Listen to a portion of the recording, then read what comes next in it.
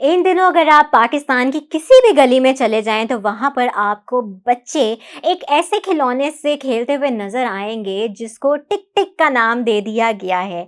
और ये खिलौने की अगर मैं मेरा ख्याल है बात करूं तो आप भी समझ गए होंगे कि मैं किस खिलौने की बात कर रही हूँ। जी, मैं उसी खिलौने की बात कर रही हूँ जो एक धागा नुमा हमें खिलौना नजर आता है, जो दो तरफ से और एंड पे उसके बॉल्स लगी हुई हैं और बच्चे इस ऐसे जब करते हैं तो उसमें से टिक टिक की आवाज आती है। अगर मैं साइंटिफिकली इस खिलौने की बात करूं तो ये एक ऐसा खिलौना है जिसको साइंस में फ्रिक्शन के एतबार से भी देखा जा सकता था। टिक टिक की आवाज निकालने वाला ये खिलौना पूरे पाकिस्तान में आग की तरह फैल चुका है और जो घर में रहने वाले वालिदैन हैं वो भी इस खिलौने की इस आवाज से बहुत ज्यादा हमें परेशान दिखाई दे रहे हैं। इस खिलौने की अगर मैं बात करूं तो आप इसकी असलियत जानकर हैरान रह जाएंगे। असल में इस खिलौने को क्लैकर टॉय कहा जाता है और कुछ ममालिक में इसको लाटू के नाम से भी जाना जाता है। क्लैकर टॉय कोई नया खिलौना नहीं है, बल्कि ये 1960 में अमेरिका में बनाया गया था और उसके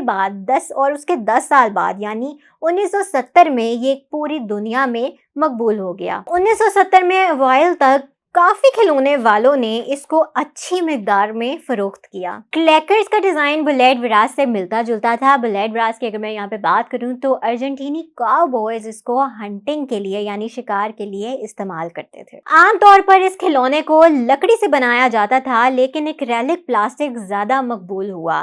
एक रिपोर्ट के मुताबिक ये बात भी हमारे सामने आई है कि प्लास्टिक से बने हुए क्लैकर टॉयज बहुत जल्दी टूट जाते थे।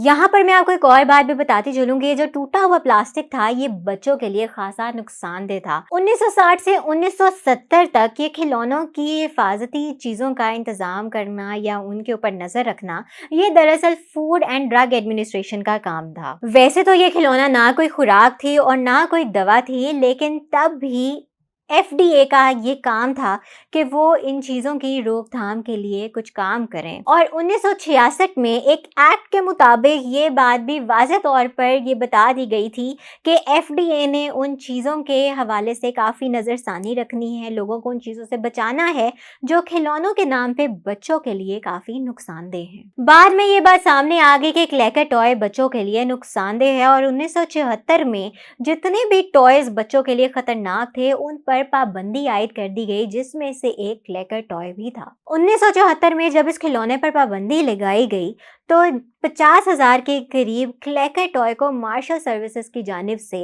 जब्त कर लिया गया। जब इन टॉयज को जब्त कर लिया गया तो नोवेलिटी नामी एक कंपनी ने फेडरल हैजार्डस सब्सटेंस एक्ट के तहत एक जवाब उनको दिया कि ये खिलौना बच्चों के लिए खतरनाक कहीं पर भी नहीं है, जिसके जवाब में उनको फिर से जवाब आया कि ये खिलौना बच्चों के लिए खासा खतरनाक है और इसको जब्त करने का हक मार्शल सर्विसेज बिल्कुल रखती है। उनका ये कहना था कि क्लैकर टॉयज एक मैकेनिकल खतरा है जो बच्चों को जख्मी भी कर सकता है। ये खिलौना वक्ती तौर पर अमेरिकी मार्केट से तो गायब हो गया, लेकिन इसका नामो निशान बिल्कुल खत्म तो नहीं हुआ और इसका सबूत हम पाकिस्तान में आज देख सकते हैं कि पाकिस्तान की हर गली में, आप जिस मर्जी गली में चले जाएं वहां पर आपको छोटे छोटे बच्चे इस खिलौने से खेलते हुए नजर आएंगे और अपने वालिदैन को भी इस टक टक की आवाज से ये काफी ज्यादा बच्चे तंग भी कर रहे हैं।